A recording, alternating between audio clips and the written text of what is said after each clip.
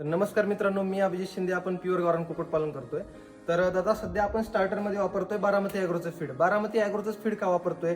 मार्केटमध्ये भरपूर आहेत, गोदरेज, सगुना अशा पद्धतीची फीड आहेत. तुम्ही ते पण फीड वापरू शकता, पण मी प्रेफर बारामती ॲग्रोज का करतोय?